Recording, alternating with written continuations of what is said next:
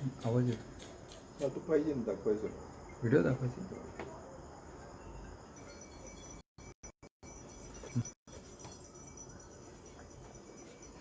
नमस्कार. नाही जॉय अजून कोणी आलं नाही. येऊ दे.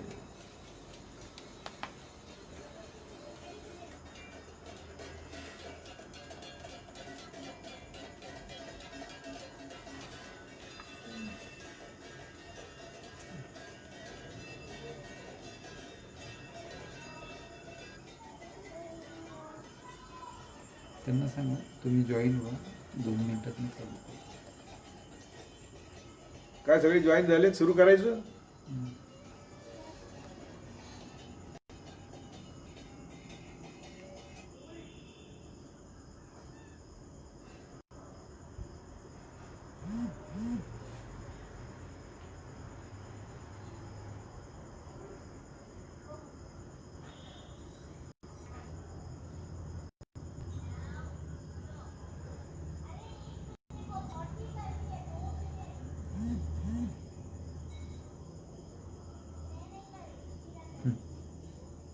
हॅलो. जय महाराष्ट्र, जय भारत. मराठीत काय हिंदीत रे? मराठी. आपण आज संविधानाची प्रस्ताविका, हा भारतीय संविधानाचा आत्मा आहे, हा विषय मला बोलायला दिलेला आहे. तत्पूर्वी मी असं म्हणेल की डॉक्टर बाबासाहेब आंबेडकर काय होते हेच आमच्यापैकी अनेक लोकांना कळलेलं नाही. ते जाती धर्माच्या, प्रांताच्या, देशाच्या पलीकडे होते. त्यांच्या पुढे 2च विषय होते, पृथ्वी आणि मानवता. कारण त्यांचं लहानपणापासूनच मी अगदी त्यांचं स्वतःचा आत्मकथा पण वाचली. त्यांची जी जडणघडण आहे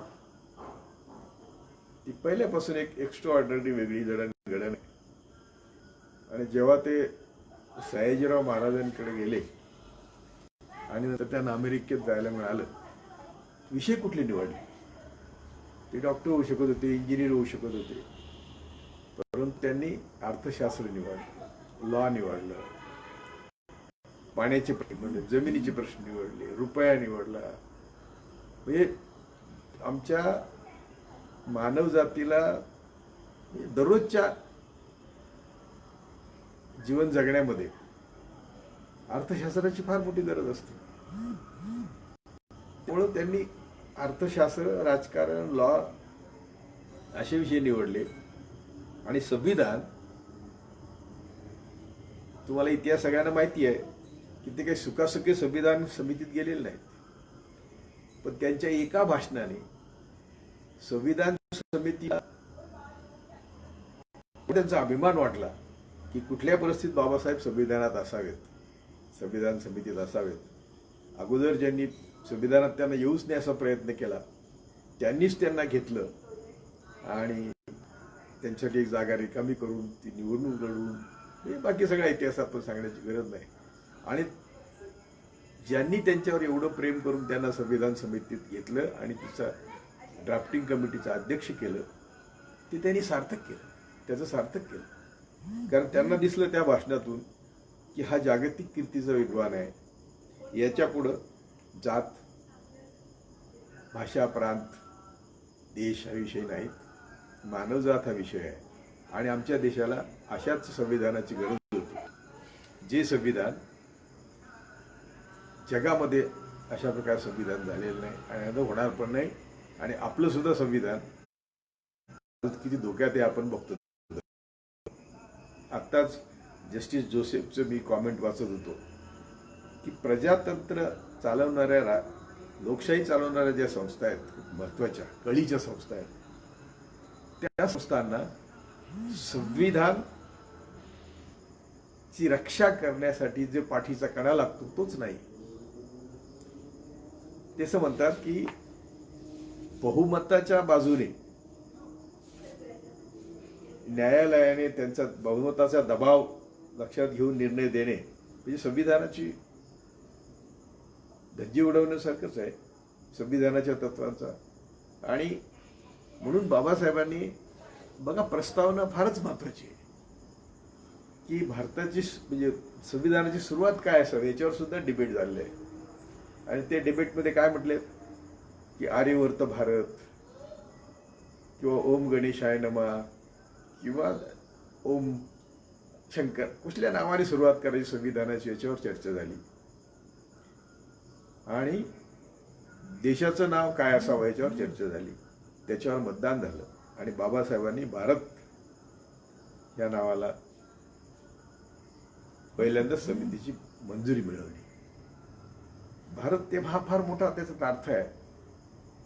मी स्वतः गोळवलकरच म्हणतात की ही भूमी हिंदूंची आहे म्हणून हिंदुस्थान आहे. आणि बाबासाहेब म्हणतात हा भारत आहे. तर भारत या नावालाच फार मोठी किंमत आहे. आणि म्हणून संविधानाची सुरुवात आम्ही भारताचे लोक अशी केली आहे. आम्ही ब्राह्मण, आम्ही मराठे, आम्ही अशी नाही सुरुवात केली, किंवा आम्ही भारतातले हिंदू अशी नाही सुरुवात केली. तर ती सुरुवात आम्ही भारताचे लोक अशी केली की जो गंगेचा वाहता प्रवाह आहे, सर्वसमावेशक आहे. कुठल्या जातीच्या, धर्माच्या, देवाच्या नावाने जर सुरुवात केली असते तर तो एक गडवाभर पाणी झालं असतं. हा सागर आहे. आणि ही सुरुवात करताना त्यात आता ज्या संघाने संविधान हे जहरीले बीज आहे असं म्हटलंय कायम, ते त्यातल्या दोष काढणारच आणि ते काढतातच. पहिल्यापासूनच त्यांनी संविधान हे जहरीले बीज आहे आणि आमच्या स्मृतींप्रमाणे राज्य हाच खरा भारत आहे, हिंदुस्थानचं राज्य चाललं पाहिजे असं त्यांचं म्हणणं आहे. त्या स्मृतींबद्दल आपण नंतर बोलू, स्मृतींवर. परंतु बाबासाहेबांनी जो संविधानामध्ये एक एक शब्द आणला, त्यांचं म्हणणं आहे की 76 साली हे शब्द आलेत. समाजवाद, धर्मनिरपेक्षता हे शब्द नंतर आणलेत. परंतु जर आपण बाबासाहेबांची पुढची बॉडी बघितली त्याची, तर आम्हाला सामाजिक, आर्थिक, राजकीय न्याय, बंधुता, हे ज्या शब्दांचा बाबासाहेबांनी जाणून बुजून विचारपूर्वक विचार केलेला आहे की सामाजिक, आर्थिक, राजकीय न्याय, अभिव्यक्ती, विश्वास, श्रद्धा, उपासना चे स्वातंत्र्य, समान संधी, आणि मग या प्रत्येक त्यातला एक आपण समजा शब्द काढला की आम्ही लोकशाही राबवण्यासाठी समाजवाद नको आम्ही म्हटलो, लोकशाहीला अर्थच राहत नाही. किंवा आम्ही धर्मनिरपेक्ष शब्द काढून टाकला आणि आम्हाला लोकशाही वागवायची म्हटलं, वागवताच येत नाही. किंवा आम्ही सामाजिक, राजकीय व राजनैतिक न्याय यापैकी कुठलाही शब्द आम्ही याच्यात घटनेत नसेल तर त्या घटनेला अर्थ नाही, संविधानाला अर्थ नाही. त्यामुळे हे जे म्हणतात की समाजवादी, धर्मनिरपेक्ष, लोकशाही हे नंतर आणले शब्द, नंतर टाकले असतील, पण ते गर्भित अर्थ त्याचा होताच की सामाजिक, आर्थिक आणि राजकीय न्याय हा समाजवादाशिवाय, धर्मनिरपेक्षतेशिवाय देताच येत नाही, देणं शक्य नाही. म्हणून तुम्ही त्या ताई तर वकील आहेत, 1951 जून 1951 जी पहिली अमेंडमेंट आहे, म्हणजे हे सगळं संविधान तयार झालं. या सगळ्या प्रस्तावनाचं आपण म्हटलं की या संविधानाच्या आत्मा आहेत. हे जरी खरं असलं तरी एक अशा शक्ती होत्या की ज्या संविधान होताना, बघा ना, की नेमकं संविधानाचं काम चालू असताना महात्मा गांधींचा खून झाला. तिथं सुद्धा आपण असा विचार केला पाहिजे की गोडसेने जिनाचा का नाही खून केलं, महात्मा गांधीचं खून केलं. तर त्याच्या मागची जी तुमच्या पुढे स्टोरी उभी केली ती खोटी आहे की पाकिस्तानचे पैसे आहेत, मुसलमानांचं चाललागुल चालन आहे. मग जिना सुद्धा ना मुख्य फाळणीला जिनाचा खून करायचा होता. तर तसं नाही आहे. काँग्रेसची जी स्थापना झाली ती खरी स्थापना पुण्यात व्हायची होती, टिळकांच्या घरीच व्हायची होती. पण त्यावेळी पुण्यात प्लेग होता आणि म्हणून ती स्थापना मुंबईत झाली.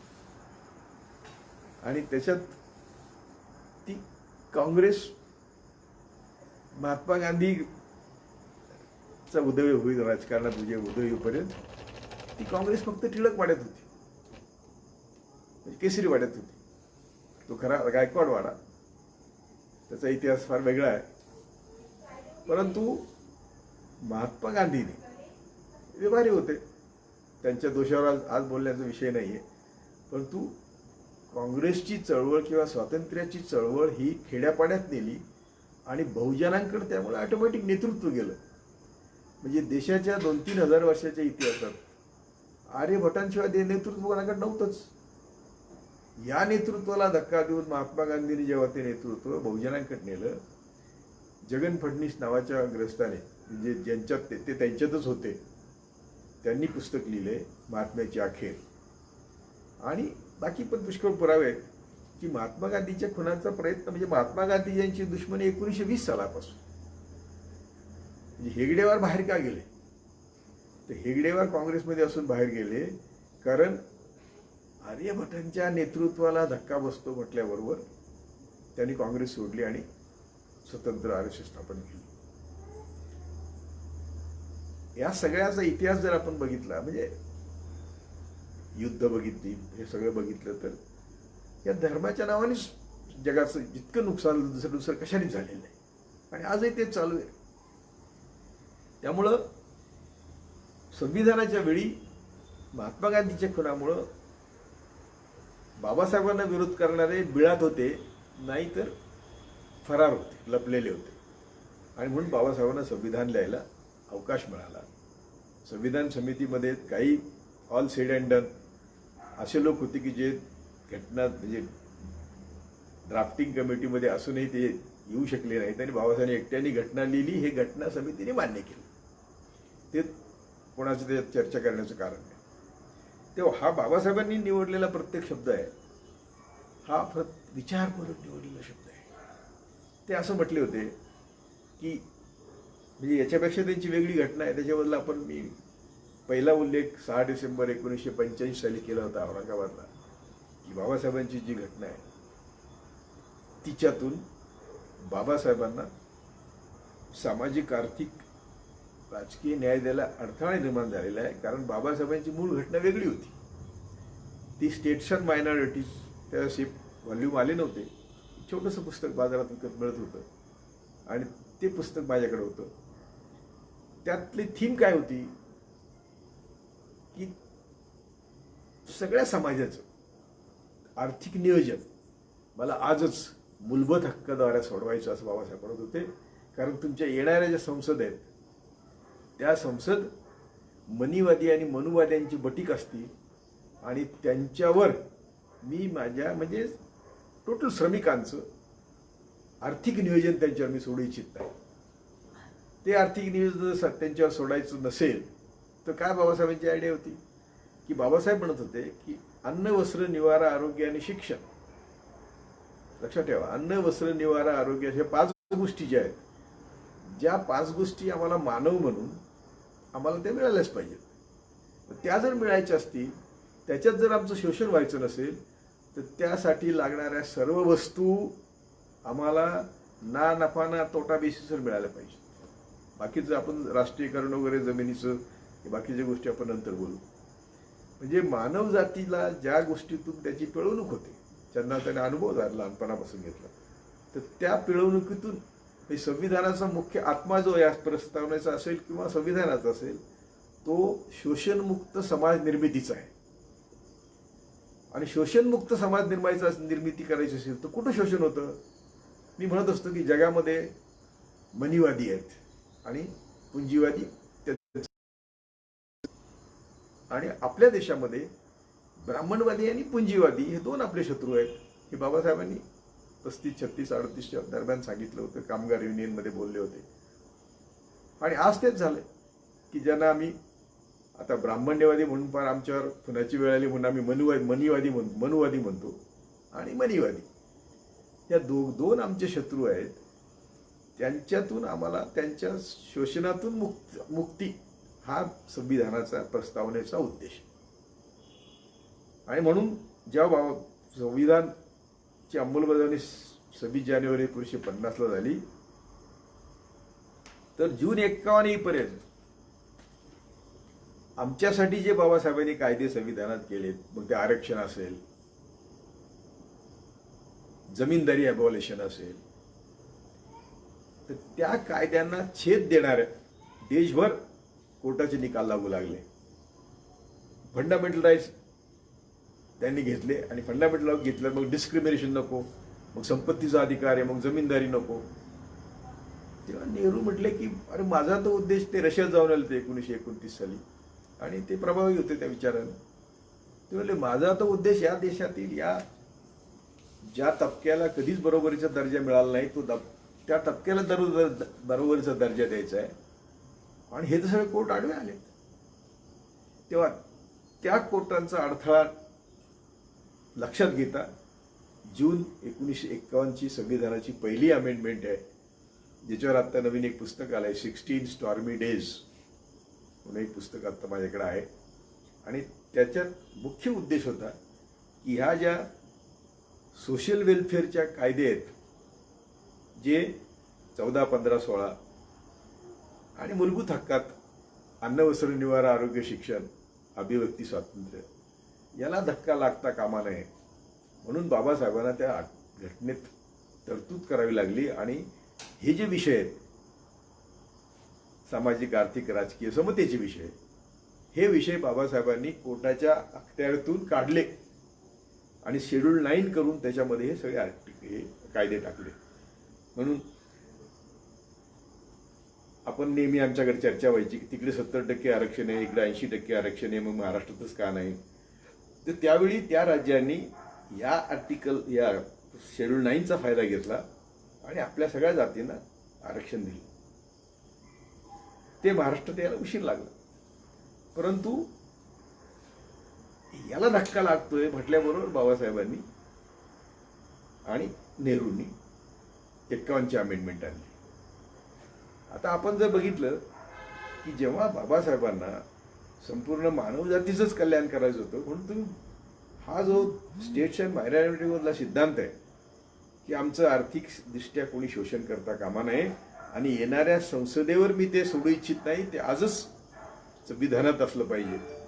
ते असे म्हटले की तुम्ही आमच्या लोकांना विचारलं की तुला भाकरी पाहिजे का मत पाहिजे, मत द्यायचंय, तर तो म्हणून मला भाकरी पाहिजे. म्हणून त्याची पहिल्यांदा मुक्तता, भूक किंवा बरोबरीचं त्याला शिक्षण, म्हणजे आमची भूक, आमचं अज्ञान, आमची अंधश्रद्धा, याच्यातून पहिल्यांदा आमची मुक्ती झाली पाहिजे, हे प्रस्तावनेत बाबासाहेबांनी नमूद केलेलं आहे. कारण जर धर्मनिरपेक्षता नसेल, म्हणजे त्याचा ढोबळमानाने राज्याला धर्म नाही, तुम्ही तुमच्या वैयक्तिक स्तरावर तुम्ही धर्म करा, 25-26 आर्टिकल आहे, स्वतंत्र आहात तुम्ही धर्माला, परंतु त्याचा रस्त्यावर नाही आणि राज्याला नाही. परंतु या संविधानाच्या या प्रस्तावनेचा विचार बाबासाहेबांनी किती खोल केला असेल. मी जेव्हा म्हणतो की सामाजिक विषमता जर असेल तर आर्थिक समता येऊ शकत नाही. कारण सामाजिक विषमतेने काय केलं तर आमचे सगळे शिक्षणाचे दरवाजे बंद केले. आमच्या देशामध्ये अगदी आमच्या ब्राह्मण बहिणींना सगळं त्या आमच्याबरोबर होत्या, ब्राह्मण पुरुष सोडून सगळ्यांना कायद्याने शिकायला बंदी होती. ती बंदी कोणी उठवली तर मनुस्मृतीचं राज्य कधी आलं तर साधारणपणे सम्राट अशोकाच्या नातू मारला गेल्यानंतर, तोपर्यंत बुद्धाचं राज्य होतं, सगळीकडे बुद्ध धर्म होता, जगातच होता आणि भारतातही होता. तेव्हा बुद्ध धर्मियांची मुंडकी उडवण्यासाठी या बटुकड्याने शक्य नव्हतं, म्हणून त्यांनी मोहम्मद बिन कासिम सारख्या लोकांना आमंत्रित केलंय. त्याच्या पुढचा मागचा थोडा इतिहास जर बघितला तर आज काय म्हणतात ते आम्हाला, अगदी सावरकरांचं लिखाण असंच आहे, गोळवलकरचं असंच आहे की शूद्र आणि ईसाई किंवा मुस्लिम यांना फक्त जगण्याचा अधिकार असला पाहिजे, त्यांना मताचा अधिकार नको, किंवा केंद्रातच फक्त एक राज्य असलं पाहिजे, राज्य स्टेट पण नको आहे त्यांना. त्याचं कारण सगळी सत्ता एकवटली पाहिजे, सत्तेचं केंद्रीकरण हे त्यांचा हजारो वर्षाचा इतिहास आहे. म्हणून त्यांनी आपल्याला शिकू दिलं नाही. आणि मग एकदा शिकलो नाही आपण की मग ज्ञानाच्या मक्तेदारीत सर्व मक्तेदारींचं मूळ आहे. ह्याला छेद देण्यासाठी पहिल्यांदा छत्रपती शिवाजी महाराजांनी मनुस्मृतीला धक्का दिला आणि शेतकऱ्यांच्या हातात रुग्ण दिलं. सर्व मावळ्यांना, सर्व जाती धर्माच्या लोकांना, विशेषतः मुस्लिमांना बरोबर घेऊन राज्य स्थापताना 600 पठाण, विजापूरकरांचे पठाण शिवाजी महाराजांच्या सैन्यात होते. तर हा जो छेद देण्याची प्रक्रिया सुरू झाली, ते अनेकांनी काम केलं, बुद्धांनी केलं, म्हणून त्यांचं राज्य इथे बरेच दिवस होतं. हे सगळे त्यावेळेस बिळात होते.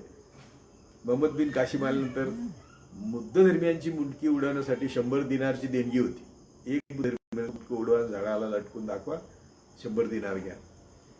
हे सर्व जेव्हा झालं, त्यातून पुन्हा मनुस्मृतीचं राज्य आलं. तर मनुस्मृती इतिहासात गेली होती.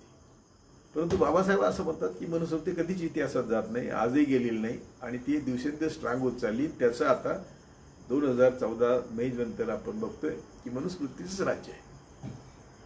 म्हणजे काय झालं की मग आता ह्या ज्या 3 आम्हाला समता पाहिजे होत्या, सामाजिक, आर्थिक, राजकीय समता पाहिजे होत्या, या समता थोड्या बहुत प्रमाणात मिळू लागल्या होत्या किंवा त्या बाबासाहेबांना मूलभूत हक्कातून आम्हाला द्यायचे होते. पण मूलभूत हक्कातून देता आले नाही, कारण त्यावेळी देशभर जाळपोळ चालू होती. आणि एवढाच चॅप्टर नेमकं हा आचार्य कृपलानी वगैरे जे थोडे भांडवलदारांचे दलाल होते, अगदी हा जो खूप यांचं नाव झालंय सध्या 1976च्या चळवळीत, जयप्रकाश नारायण, हे सगळे ह्या 51च्या अमेंडमेंटला विरोध करत होते. म्हणजे जमीनदारी त्यांना पाहिजे होती, रिझर्वेशनला त्यांचा विरोध होता, बाकी सगळ्यात पुरोगामी विचारांना त्यांचा विरोध होता. तेव्हा या 3 समता जोपर्यंत मिळत नाही तोपर्यंत लोकशाही राबवतच येणार नाही. आणि नाहीच आहे आपल्या देशात लोकशाही नाहीच आहे. कधी नव्हती सुरू व्हायची, तर ती बरोबर 70 साली यांनी डोकं वर काढलं. 5-25 वर्ष ते गप्प राहिले, कारण त्यांना बाकीच्या बऱ्याच गोष्टी होत्या. आणि म्हणून लक्षात घ्या तुम्ही की यांनी गांधीला मारलंय, जिनाला नाही मारलं. किंवा फुलेंनी शाळा काढली भिडेवाड्यात, ती शाळा भिडे काढू शकत होता ना, फुलेंनी काढली. ही आमच्या कल्याणकर्ते लोकांचा इतिहास समजून घेतला पाहिजे. फुले आपल्या मृत्यूपत्रात म्हणतात की आर्यभट ब्राह्मणांची आणि त्यांच्या अनुयायांची माझ्या शवावर सावली देखील पडता कामा नये. हा 1000 वर्षाच्या इतिहासाने छळणूक आहे. ह्या छळणुकीतून सुटका करण्यासाठी ही प्रस्तावना आहे. त्यामुळे तुम्ही लक्षात घ्या की आम्हाला शिक्षण दिलं, शिक्षणासाठी आमचे दरवाजे खुले केले, ते फुले शाहू आंबेडकर, शिवाजी महाराज आणि मग पुढे अगदी गाडगे महाराजापर्यंत ती परंपरा चालू आहे. कर्मवीर भाऊराव पाटील, या सर्वांचा किती छळ झाला आपण इतिहास वाचला पाहिजे. कर्मवीर भाऊराव पाटील तर किती खटले खोटे, त्यांना जेलमध्ये पाठवलं, त्यांनी आत्महत्याचा 2दा प्रयत्न केला, एकदा काचा खाल्ल्या, एकदा राखेल पिली, का? फक्त बहुजनांना शिक्षण देतो म्हणून. तर मग शिक्षण जेव्हा आम्हाला मिळालं तेव्हा शिक्षणाचा हेतू काय होता? शिक्षणाचा हेतू असा होता की ज्या व्यवस्थेने तुम्हाला 1000 वर्ष शिकू दिलं नाही, त्या व्यवस्थेविरुद्ध वैचारिक लढा देण्यासाठी तुम्ही सैनिक तयार व्हावेत म्हणून तुम्हाला शिकवलं, म्हणून आम्ही शिकलो. म्हणून मी असं म्हणत असतो की बाबासाहेबांच्या, फुले शाहू आंबेडकरांच्या त्यागातून जे आम्ही शिकलो, तर आमची जबाबदारी, किंवा आम्ही आरक्षणाच्या पदावर बसलो तर आमची जबाबदारी फार मोठी आहे. पहिली गोष्ट आम्हाला त्या पदावर बसून दाखवायला पाहिजे की तुमच्यापेक्षा आम्ही 1000 पट बुद्धीने, कर्तृत्वाने, विचाराने, मानवतेच्या कल्याणासाठी आम्ही तुमचे बाप आहोत, अशी आमच्या प्रत्येक क्षणाच्या वागणुकीतून समाजाला दिसलं पाहिजे. आरक्षणाने आम्ही पदावर बसतो तेव्हा आमच्या समाजाने आमच्यासाठी त्याग केलेला आहे, आणि तो आम्ही श्रीमंत होण्यासाठी नाही, तर आम्हाला त्या व्यवस्थेत प्रतिनिधित्व नव्हतं, ते प्रतिनिधित्व आम्हाला मिळालं. त्याचा अर्थ आम्ही 10-5 सूट घ्यावेत, 10-5 बूट घ्यावेत, बायका मुलांचे गाल गुलगुलीत ठेवावे, यासाठी पदं नाहीत. ही पदं आम्ही फक्त स्वतःसाठी अन्न वस्त्र निवारा ठेवून बाकी सगळं समाजाचं कामी लावलं पाहिजे, हा त्या पदाचा अर्थ आहे, त्या आरक्षणाचा अर्थ आहे. आणि त्यातून बाबासाहेब जे म्हणत होते की आम्हाला सगळ्यांना सामाजिक आर्थिक राजकीय न्याय मिळाला पाहिजे, त्यासाठी आम्ही काम केलं पाहिजे. मनुवादी आणि मनीवादी आमचे शत्रू आहेत. हे शत्रू सुद्धा या विरुद्ध आम्हाला काही लाठ्या घेऊन लढायचं नाहीये. आम्हाला वैचारिक पातळीवर विचार लढायचं आहे. विवेकानंदांनी पहिल्यांदा आरक्षणाची थेरी मांडली आणि ते म्हणत होते की हे पुरोहित वर्ग सडून मेल्याशिवाय या देशाचा विकास शक्य नाही. आणि त्याच्यावर मी आता दररोज एक पान टाकतोय ना, माझ्या फेसबुकवर टाकतो मी. छोटीशी पुस्तिका आम्ही डॉक्टर दाभोळकरांकडून लिहून घेतलेली आहे. ह्या डॉक्टर दाभोळकरांचे भाऊ दुसरे डॉक्टर दाभोळकर आहेत. ते डॉक्टर नाहीत, ते फार विद्वान आहेत. दत्तप्रसाद दाभोळकर, त्यांनी विवेकानंदाचं विज्ञानवाद वगैरे याच्यावर पुस्तक लिहिलं. तर त्या विवेकानंदाने सांगितलं की दलितांना 100% आरक्षण पाहिजे. आणि शिक्षणाबद्दल ते असं म्हणतात की जर तुम्हाला एक शिक्षक असेल पुरोहितांना शिकवायला, तर यांना 10 शिक्षक पाहिजे. हे का सांगतोय मी की आमच्यासाठी अनेकांनी काम केलंय, आम्ही त्यांची नावच घ्यायला तयार नाही. त्यांनी समाज जोडला जातो, तर ते आम्ही करत नाही. आता मुद्दा आमचा परत प्रस्तावनेवरच आहे की शिक्षणाने आम्ही शिकलो म्हणून आम्ही ज्ञानाच्या मक्तेदारीला छेद दिला, म्हणून आम्ही ज्ञानाच्या पदावर बसलो. तर त्या ज्ञानाच्या पदाचा उपयोग रात्रंदिवस आम्हाला ध्यास पाहिजे की आम्हाला आमच्या समाजाला न्याय द्यायचा आहे. एवढ्या दिवस आरक्षणानंतर आमच्या लक्षात आलं नाही की मानवी निर्देशांक जो आहे विकास, मानवी विकास निर्देशांकामध्ये जगामध्ये आमच्या देशातले दलित, आदिवासी आणि मुस्लिम सर्वात खालच्या स्तरावर आहेत, 0 लेवलला आहे. आणि आम्ही आरक्षणाने पदावर आहोत. म्हणजे काय, तर आम्ही अजून त्यांच्यासाठी काहीच केलेलं नाही. तर ही सगळी जागृती, आज तर काय झालंय की सगळे मोदी शहाच्या मागच लागले. म्हणजे आमचा एक नेता म्हणतो की आंबेडकर मोदी म्हणजे सर्वात मोठा आंबेडकरवादी आहे. मोदीसारखा नीच, गुंड, खनी माणूस तुम्हाला बघायला मिळायचा नाही. त्यांची आंबेडकरबद्दल तुलना, शिवाजी महाराजांबद्दल तुलना. तर लोकांचा सगळ्यांचा असा एक स्वार्थी लबाड असा एक जथ्था निर्माण झालेला आहे. मग तो आंबेडकर विरोधाचा आहे, दलितांचा आहे, सगळ्यांचा हा जथ्था आहे. आणि या जथ्यातून आम्हाला मार्ग काढायचा आहे, आम्हाला आमच्या समाजाला न्याय द्यायचा आहे.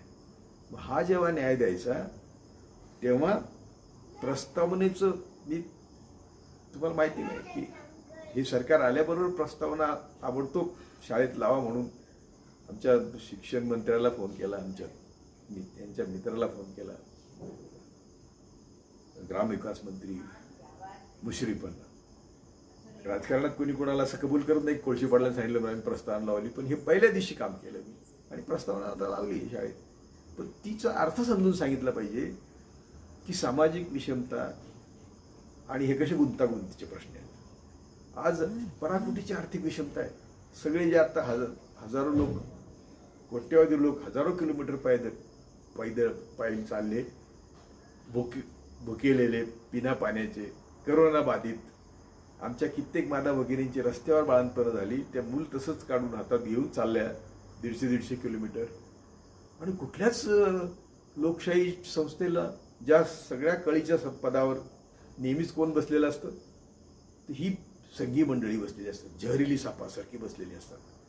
एक भाऊ RSSचा प्रमुख असतो, दुसरा भाऊ IBचा प्रमुख असतो. एक भाऊ RSSचा प्रमुख असतो, त्याचा जावई पोलीसचा प्रमुख असतो. IB, रॉ, ह्या सगळ्या संस्था यांच्या ताब्यात असतात. आता यांना मुख्य अडथळा जो आहे किंवा यांचं जे मुख्य पोटसूळ आहे, तो आम्हाला सगळ्यांना बरोबरीचा दर्जा संविधानाने दिला, तो त्यांना नको आहे. आता ते यशस्वी होत चाललेत. त्यांनी बरोबर जमीन धरून 100 वर्षे संघाच्या नावाने काम करत, आता कसं खोटं बोलतात बघा ना. म्हणजे धारावीमध्ये संघाच्या कार्यकर्त्यांनी त्याला, धारावीमध्ये टेस्टिंग कुठल्याही रोगाचा आणि हे करोनाचा सुद्धा आम्ही रोखू का शकतो. टेस्टिंग लगेच मिळाला तर रोगी लगेच ट्रीटमेंट, म्हणजे त्यांना ट्रेस केला पाहिजे, टेस्टिंग केली पाहिजे, ट्रीटमेंट दिली पाहिजे. ते धारावीत त्यांनी, या सरकारने फार जोरात केलं आणि त्यांना कळलं की हेच सोर्स आहे सगळ्यात. त्यातून ते मुक्त झाले म्हणून आता आशिया खंडात, देशात, जगात त्याचं नाव झाल्याबरोबर संघ यांनी असं जनतेच्या हिताचं कधीच कुठलं काम केलेलं नाही, करतच नाही. उलट त्या ह्या संविधानात तेवढे मागे लागले आता की हे जे आम्हाला बरोबरीचा दर्जा मिळालाय, आम्हाला शिक्षण मिळालं, त्यामुळे आम्ही थोडे श्रीमंत झालो. श्रीमंत म्हणजे 2 वेळचं जेवण आम्हाला मिळायला लागलं.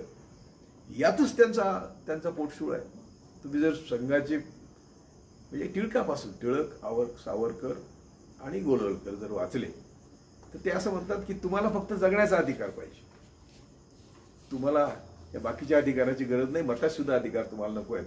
बंच ऑफ थॉट्स वाचा, वी आर आवर नेशनहूड डिफाईन्ड ते वाचा, सावरकर वाचा. सावरकर तर म्हणतात की जो म्हणून ह्या देशात हिंदू आहे, म्हणजे जो राहतो तो हिंदू आहे, आणि जो हिंदू आहे तो आरेबीजाचा आहे. वाचा तुम्ही. त्यांचं 1923 सालचा हा लेख आहे, आणि पुढे त्यांनी 34, 35 साली, 40 साली याचं रिपिटेशन केलं. त्यांचं 6 सोनेरी पानं वाचा तुम्ही. ते 6 सोनेरी पानात पान 56 होतं, माझ्याकडे एडिशन आहे त्याचं, की ते सांगतात की मुस्लिम, ईसाई, दलित आपले शत्रू आहेत, आणि त्यांचा निपात करायचा असेल तर त्यांच्या गरोदर स्त्रियांची पोटं फाडून त्यांची मुलं मारली पाहिजे. ते मोदींनी केलं 2002 साली. म्हणजे यांना या संविधानाचा एवढा द्वेष आहे की त्यांना कुठलंच स्वातंत्र्य आम्हाला द्यायचं नाही. म्हणून बाबासाहेबांनी जे शब्द वापरले आणि जे भाकीत केलं होतं, मी आता मगाशी वाचलं की एक सुभाष गटाटेंचा लेख आहे, मोठा लेख आहे आता हिंदीमध्ये, आणि ते असं म्हणतात की बाबासाहेबांनी त्यावेळी म्हटले होते की ही आमच्या देशात जातीयता आहे सर्वात विषारी, आणि ही हळूहळू जगात पसरणार आहे, कारण हे आर्य बंडुकडे सगळ्या देशात जाऊन ती कॅप्चर करतायत. आणि झालंय तसं आता मलेशियामध्ये, अमेरिकेमध्ये दलित इंजिनियरनी तक्रार केली एका कंपनीची कॅलिफोर्नियात की मला उच्चवर्णीय इंजिनिअरिंग त्रास देत आहेत. त्या कंपनीने काँग्रेसच घेतला नाही. शेवटी ते मानव आयोग वगैरे सगळ्यांनी घेतला, आणि त्यामुळे इथे चालणार नाही देशात असं. मी स्वतः एकदा परदेशात गेलो होतो लुफ्थान्सा एअरलाईनने, आणि आमचं ब्रेक होता फ्रँकफर्टला. आमचं रेड क्रॉसचं डेलिगेशन होतं, मी डेलिगेशनचा लीडर होतो. 90-91ची गोष्ट आहे. तिथे बसलेला बाहेर तो सांगतो शेजारच्याला की मी भारतातला उच्चवर्णीय आहे. तो मैंने हिंदी में बात करी की भाई हा भी मच्छर आहे क्या. हीच आता ते सगळीकडे विष त्यांनी पेरलेलं आहे. बाबासाहेबांनी केलं भाकीत आहे की असं होणार. त्यामुळे हा जो धोका आहे आमच्या देशाला जातीयतेचा, तो धोका हे जगाला घेऊन जाणार आहे. तर आत्ता सगळ्यांनी भाकीत केलं. मोदी जेव्हा दुसऱ्यांदा उडून आला तेव्हा मोदी 80% जगाला धोका आहे मोदीचा, असं त्यांनी भाकीत केलेलं आहे. भारत तर सोडा, त्याची बरबादी झालीच आहे. परंतु ही जी प्रस्तावना होती, या प्रस्तावनेपर्यंत जी देशाची थोडीफार वाटचाल होती, ती आत्ता कुठल्याही आंबेडकरवाद्याला कबूल नाही, वाचतच नाही. म्हणजे नेहरूंनी जर 1951ची अमेंडमेंट बाबासाहेबांबरोबर बसून केली नसती तर आमचे रिझर्वेशन राहत नव्हतं, जमीनदारी अबोल्युशन नव्हतं, कुळ कायदा नव्हता. आमची गावची गावं फक्त खोतांच्या मालकीची होती. बाबासाहेबांनी 1932 साली या चरी म्हणून कोकणात गाव आहे, तिथे ह्यांना हे जे पाटील आहे सध्याचे सगळे, त्यांचे मूळ पुरुष नागोअण्णा पाटील, त्यांच्याबरोबर बाबासाहेबांनी खोतांच्या विरुद्ध आंदोलन केलं, आणि खोतांची शेती करायची नाही म्हणून शेतकऱ्यांना सांगितलं करायचीच नाही शेती. 8 वर्ष 7 वर्ष त्यांनी शेती केली नाही. झाडपाला खाऊन बिचारे राहिले, खोत नाकी न आले. आणि मग बाबासाहेबांशी ते निगोशिएशनला बसले. कुळ कायद्याचे जनक बाबासाहेब आहेत, जमीनदारी अबॉलिशनचे जनक बाबासाहेब आहेत, आरक्षणाचे जनक तर आहेतच, काही प्रश्न नाही. छत्रपती शाहूंनी सुरुवात केली, पण त्याला सुद्धा सयाजीराव महाराज, छत्रपती शाहू यांचं नाव आपण दुर्लक्ष करू शकत नाही यांच्या कामाकडे. त्यामुळे माझा मूळ मुद्दा असा आहे की आपण प्रस्तावनेची एक शब्दाची अर्थ समजून घेताना बाबासाहेबांनी याच्यासाठी किती कष्ट घेतले असतील याचा विचार केला पाहिजे. हे कोणाचंच साध्या माणसाचं कामच नाही. अफाट बुद्धी असल्याशिवाय ही सगळी प्रस्तावना लिहिणं शक्य नाही. आणि तिचं इंटरप्रिटेशन करताना बाबासाहेबांचं सगळं जीवन बघितलं पाहिजे, त्यांचा उदार हेतू बघितला पाहिजे, आणि त्यांची मानवतेबद्दलचा कळवळा समजून घेतला पाहिजे. म्हणून संविधान जसं मी म्हणतो की छत्रपती शिवाजी महाराजांचं सर्वसमावेशक आणि शेतीप्रधान राज्यव्यवस्था होती, ती देखील छत्रपती शिवाजी महाराज देखील त्यांच्या काळातले जागतिक नंबर 1 चे योद्धे होते जगातले. त्यांची तुलना कोणी अलेक्झांडर बरोबर केली, नेपोलियन बरोबर केली, पण परदेशी इतिहासकारांनी, आमच्या इतिहासकारांनी त्यांना गंध लावला आणि हिंदू धर्माचं संस्थापक वगैरे संरक्षक वगैरे करून टाकलं. गो परापाल, काय गो ब्राह्मण प्रतिपालक, 100% खोटा इतिहास आहे. पण तो खोटा इतिहास इतका आमच्या दररोज गळी उतरला जातो. ते म्हणतात की विवेकानंद आमचा आहे. विवेकानंदांनी स्वतः, आता तुम्ही दररोज माझं फेसबुक वाचा, पुरोहित सडून जळवासारखे मेल्याशिवाय देशाचा विकास होणार नाही म्हटलेलं आहे. ते भगतसिंगचं नाव घेतात. भगतसिंग हा स्वतः म्हटलं होतं की ब्रिटिश तो हम ये भगा देंगे लेकिन आर्य भटुकड़ों का क्या करेंगे, धर्मांधशक्ती का क्या करेंगे. सरदार पटेलचं नाव घेतात. सरदार पटेल म्हटलं की संघासारखा इतका धोकेबाज संघटना दुसरी कुठली नाही देशात. यांचं कोणी महापुरुष नाहीये आणि यांचं स्वतःचं महापुरुष आपल्यापुढे उभा करायला नाही. कारण उभा काय करणार? गोळवलकरला काय उभं करणार? सावरकरला काय उभं करणार? ज्या सावरकरला त्यांच्या तरुण वयात लायब्ररीत अभ्यास करताना लंडनच्या, बघा ना, बाबासाहेबांनी ब्रेड खाऊन लायब्ररीत 24-24 तास अभ्यास केलाय. आणि हे माझ्या अभ्यासाला गेले आणि एका बाईशी तिथं अफेअर केला आणि ती गरोदर राहिली, गुन्हा कबूल केला, त्यांना शिक्षा झाली लंडनने. एवढा फरक आहे. मी कोर्टात होतो, माझे निकाल तुम्हाला माहिती नसतील, परंतु आम्ही एक 4-5 तरी निकाल दिले. अर्थात चांगले जजेस बरोबर असल्याशिवाय ते होत नाही. त्याची पार्लमेंटला कायदे करावे लागले. मला मुद्दाम त्या बाई वकील आहेत छळण्यासाठी. मी तर खेड्यातला होतो, जिल्ह्याला प्रॅक्टिस केलेला वकील होतो.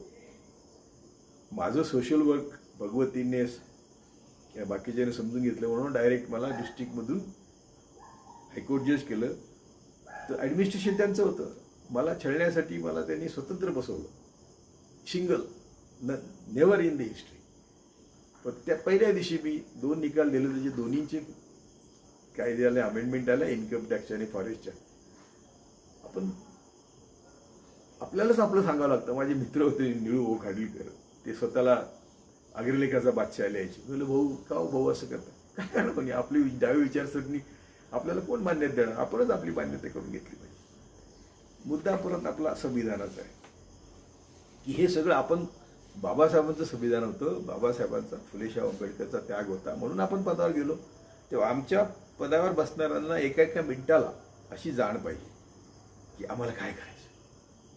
तर तो दिसतच नाही कोणाकडे.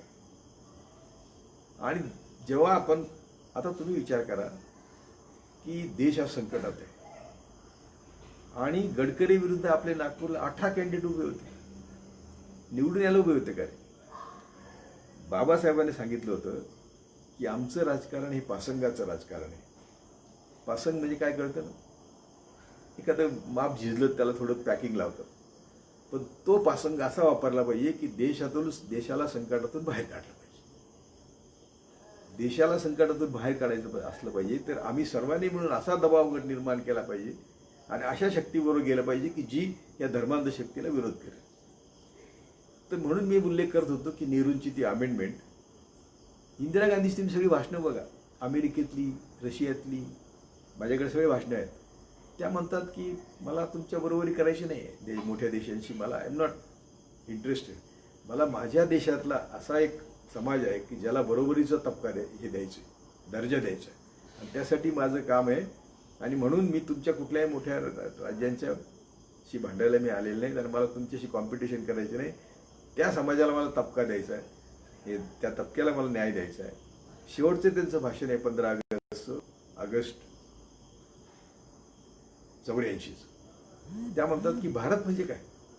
भारत म्हणजे भारताचे लोक, भारताचे सीमाना आहेत. हे जे आता बाई काढून भारत माता की जय बोलायला लावतात, ती भारत माता नाही. भारत माता की जय म्हणजे भारतीय जनतेचा जय. भारत म्हणजे भारतातील लोक, अशी त्यांची संकल्पना होती. तुम्ही त्यांच्या आणीबाणीतले सगळे कायदे बघा. 22 कलमी जो कार्यक्रम आहे, मी स्वतः त्याच्यात अदालत केलेली आहे, लोक न्यायालय केलेलं आहे. ते अशा कडक सूचना होत्या की कलेक्टरने जर भूमिहीनाने जमीन दिली नाही तर त्याची बदली करा, त्याला सस्पेंड करा, अशी ती आणीबाणी होती. आणि आता आपण मी मगाशी बोललो तुम्हाला की आम्हाला जर शिकायचा अधिकार नव्हता तर शिकायचा अधिकार नाही म्हणजे बोलायला येत नाही, व्यक्ती स्वातंत्र्य नाही, भाषण स्वातंत्र्य नाही, प्रचार स्वातंत्र्य नाही, आणि शिक्षण नाही म्हणजे संपत्ती नाही, संपत्ती नाही म्हणजे सत्ता नाही. म्हणजे आम्ही असे किती दिवस आणीबाणीत होतो? 5,000 वर्ष. आम्हाला ते 76च्या आणीबाणीचं काय कौतुक आहे? उलट ती ती आपत्तीकाल म्हटलं तर आज आफतकाल आहे, आणि आजच्या आफतकालामध्ये त्या आणीबाणीपेक्षा कितीतरी पटीने आम्ही म्हणजे काय केलं. आता मी तुम्हाला सांगतो, ही जी प्रस्तावना आहे हिची कंबरतोड केली आहे मे 2014 पासून. काय केलं? पहिल्यांदा मोदीने नोटबंदी केली, पहिल्यांदा खूप वायदे केले, विकास, सबका विकास ही भाषा, 15 लाख देतो, 2 कोटी नोकऱ्या देतो, म्हणजे चंद्र आणून देतो तुम्हाला, आणि सगळा मीडिया त्यांचा, सगळ्या कळीच्या संस्था नेहमी त्यांच्या, कोणाचं राज्य असलं तरी कळी संस्था त्यांच्याच असतात. तुम्हाला एक उदाहरण देतो, माझा वेळ किती आहे मला. 26/11चा हल्ला झाला, सगळे आरोपी संघाचे होते बॉम्बस्फोटामध्ये, पण मुसलमानांची पुरा घातली होती. करकरीने तपास खरा केला आणि त्यांना पाडलं आणि संघवाले हात घातले, कर्नल पुरोहित, ही बाई वगैरे, प्रज्ञा, सगळे. अडवाणी मनमोहन सिंगकडे तक्रार केली की साधू संतांना हात लावला त्यांनी, म्हणून मनमोहन सिंगने त्यांना बोलवलं करकरेला की काय बोल तुझ्याकडे पुरावे. त्यांनी सायंटिफिक पुरावे सांगितले सगळे. ते म्हणले जा अडवाणीला सांगून ये. ते अडवाणीला सांगायला गेले. त्यावेळी त्यांचा ॲडवायझर होता M.K. नारायण, काँग्रेसचा कट्टर संघी, जसा असा धोल आहे त्यांचा तसा आता त्यांचा यांचा M.K. नारायण होता. तो घेऊन गेला करकरेला, आणि करकरे सगळे पुरावे बघितल्यानंतर करकरेला मारायचं तिथंच ठेव. करकरेला मारल्याशिवाय, कारण महात्मा गांधीच्या खुनापेक्षा मोठी कॉन्स्पिरेसी या सगळ्यांचं तुम्ही जर वाचलंच नाही ना, की यांचे जर तुम्ही लॅपटॉप बघितले, कर्नल पुरोहित आणि प्रज्ञा ठाकूरचं बोलणं बघितलं, कॉन्व्हर्सेशनच्या मीटिंग्ज आहेत सगळ्या, 48 CDs आहेत. त्यातल्या 2-4 CDs फक्त त्यांनी ट्रान्सलेट केल्या होत्या करकरेने आणि दाखल केल्या होत्या कोर्टात. त्या दिवशीच त्यांना मारले. ते काय आहेत? तर आम्हाला मनुस्मृतीचं राज्य आणायचं, हिंदू राष्ट्राची स्थापना करायची.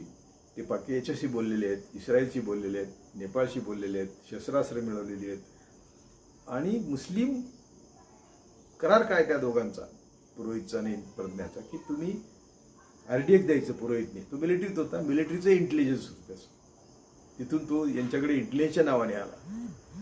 त्यांनी RDX पुरवायचं, हिने माणसं पुरवायची आणि मुस्लिम वस्त्यात बॉम्ब टाकायचे.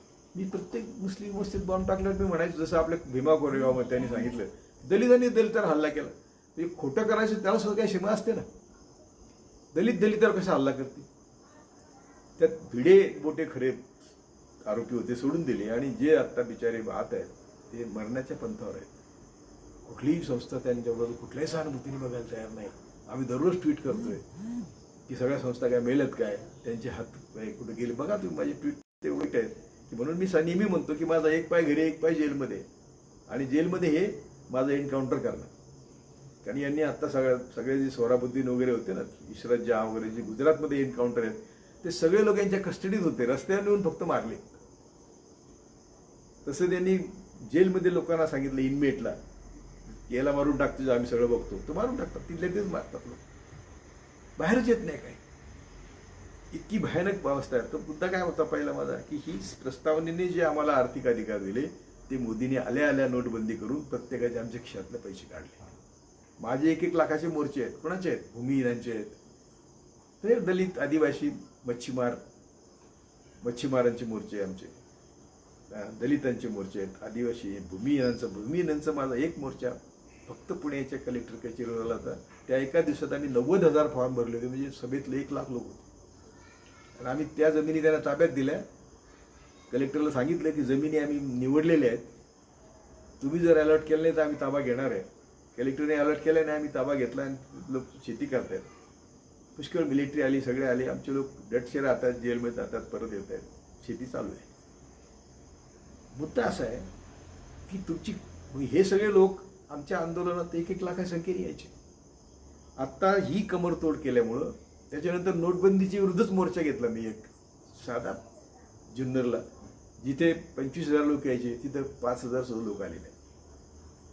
तर तुमची कमरतोड करायची हे त्यांच्या टिळक सावरकरांच्या गोलवलकरांच्या आयडियोलॉजीत आहे.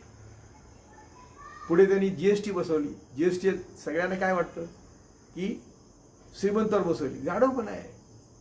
अंबानीचा इन्कम टॅक्स सुद्धा आपण भरतो. त्याने मिळवलेले इन्कम चा टॅक्स तो भरतो, त्याचं वस्तूतच तो पास ऑन करतो आणि आपण भरतो. एक्साईज असेल, इन्कम टॅक्स असेल, म्हणजे देशाची तिजोरी कोण भरतं? कुठलाही देशातला माणूस, गरीब माणूस हा देशावर लायबिलिटी नाही.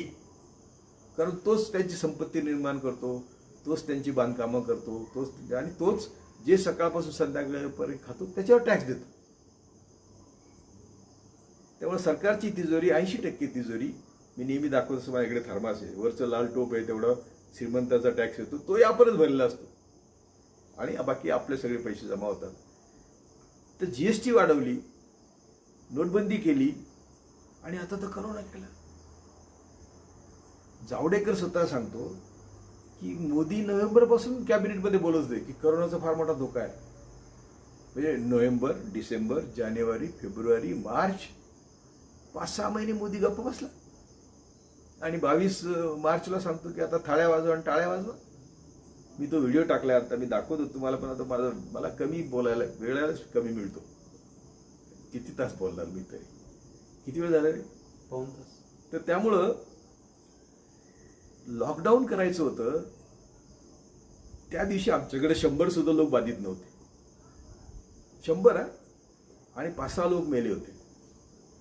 मोदीला याची धोक्याची कल्पना, नोव्हेंबर सोडून द्या, आपण नोव्हेंबरमध्ये चीनमध्ये आला होता बहुत, डिसेंबरमध्ये आपल्याकडे त्याची जाणीव होती मोदीला, असं ते कॅबिनेटमध्येच सांगत होते. आणि का नाही सांगणार? कारण चीनचे आपले एवढे संबंध आहेत आणि मोदींनी तर चीनला 10 वेळा व्हिजिट दिली. मुख्यमंत्री असताना 5 वेळा आणि प्राईम मिनिस्टर असताना 5 वेळा आणि 18 मिटिंग झाल्या. म्हणजे जसं काय घर जावं आहे मोदी चायनाचं.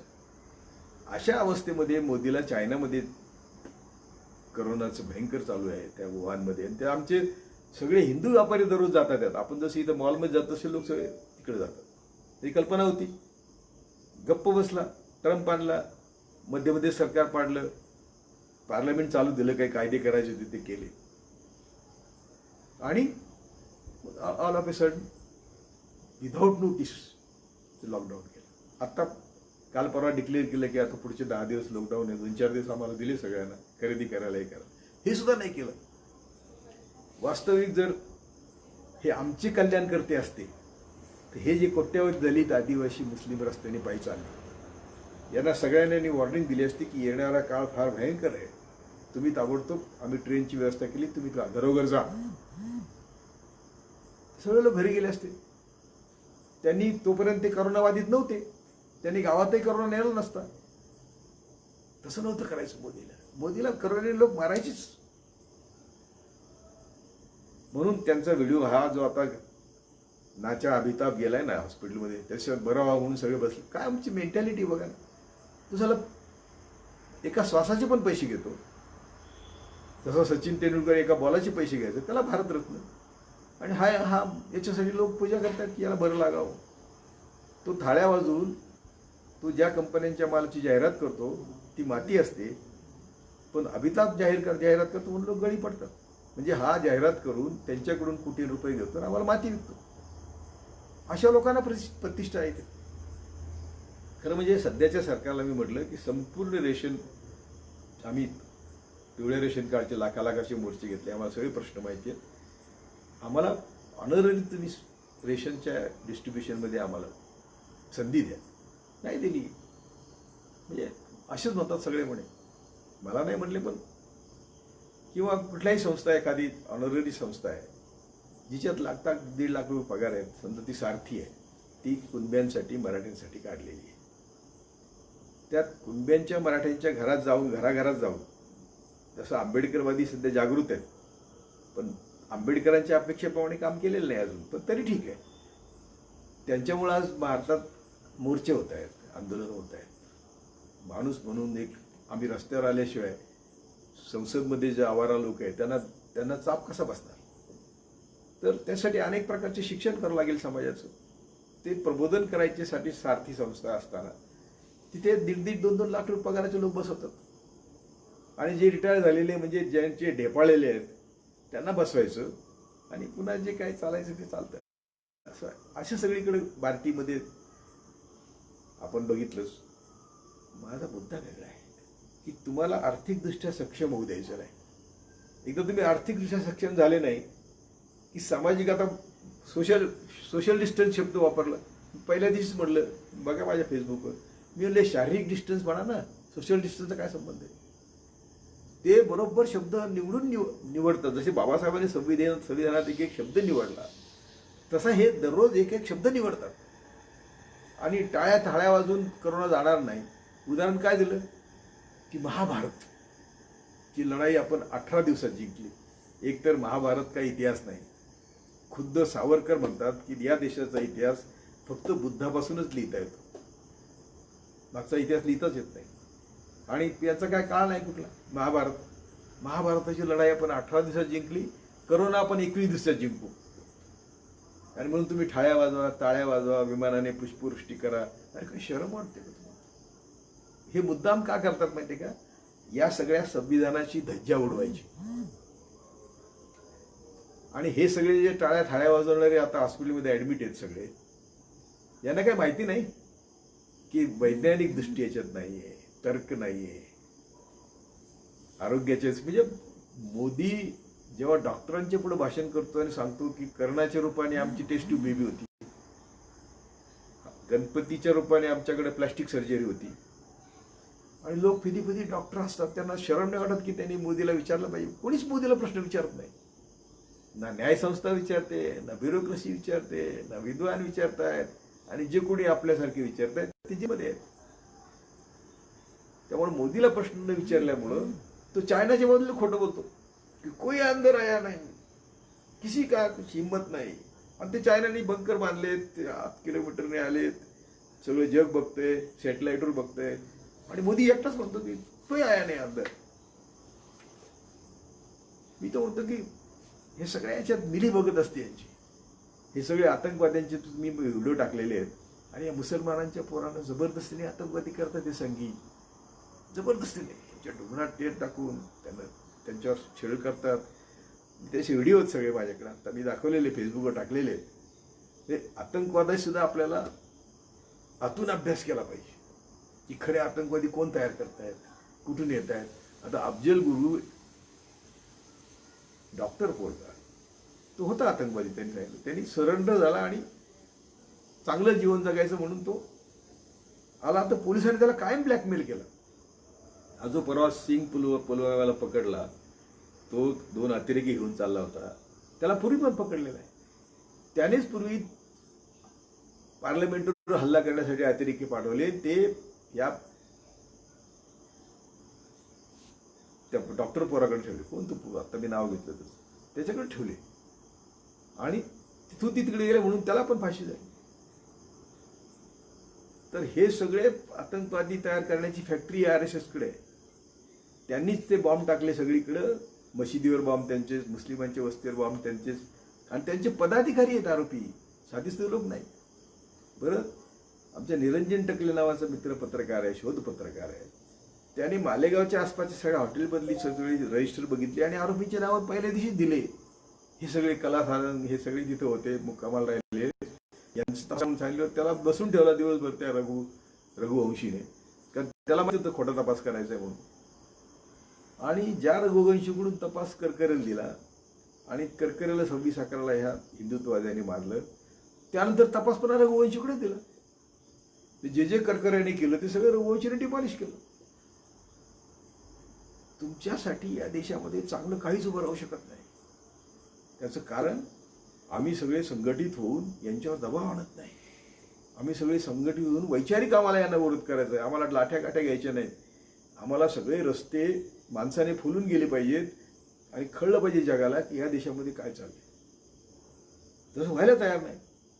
म्हणून म्हणतो होतो की जे बाबासाहेबांनी उभं केलं, जे बाबासाहेबांनी आमच्यासाठी ताटात वाढून दिलं, ते यांनी बरोबर थोडं थोडं काढत होते पूर्वी. बाप काय केलं, पहिली सुरुवात काय केली, त्यांनी बाबरी मशीद पाडली.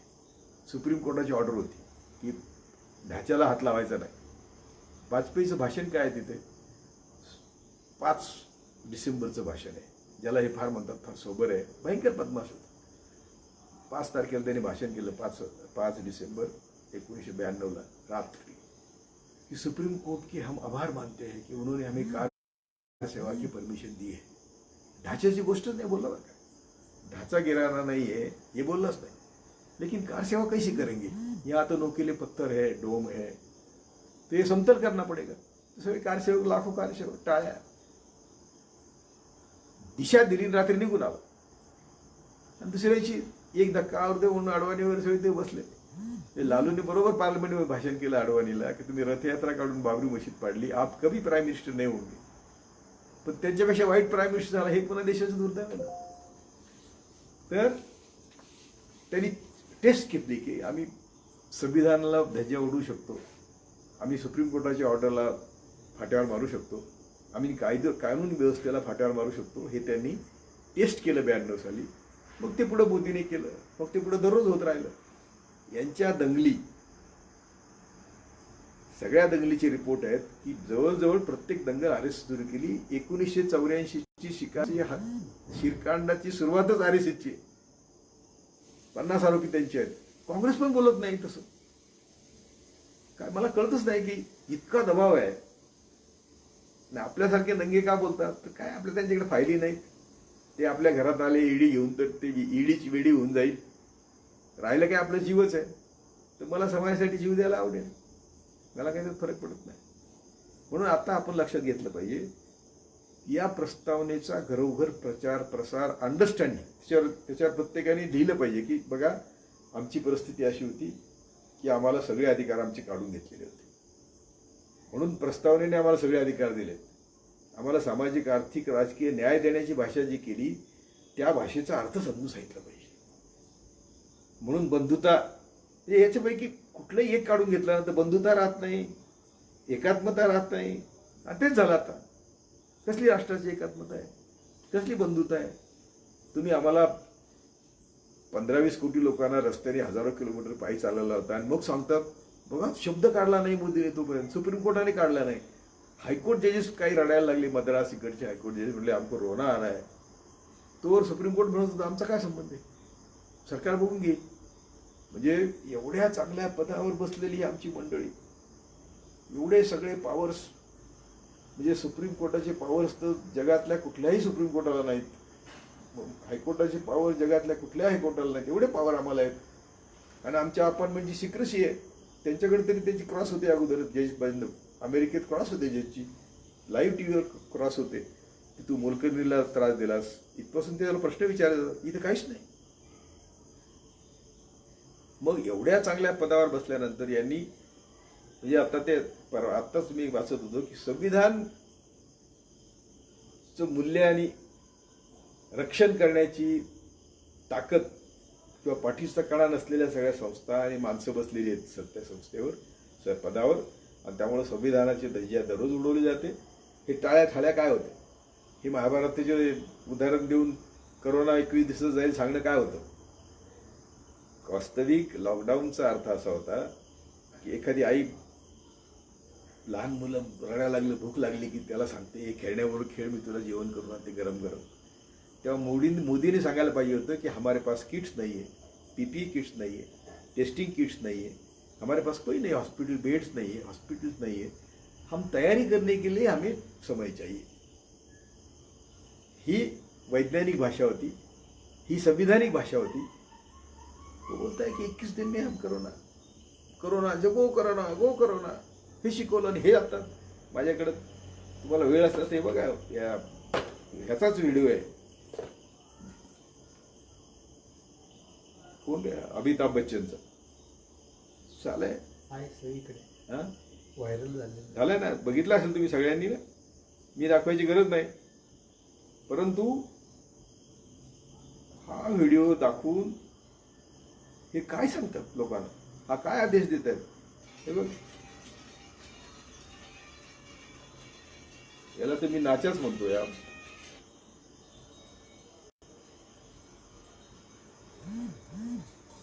हे सगळे बघा, त्याच्या घरचे लोक बाल्कनीत थाळ्या वाजवत आहेत, माझ्या फेसबुकवर बघा.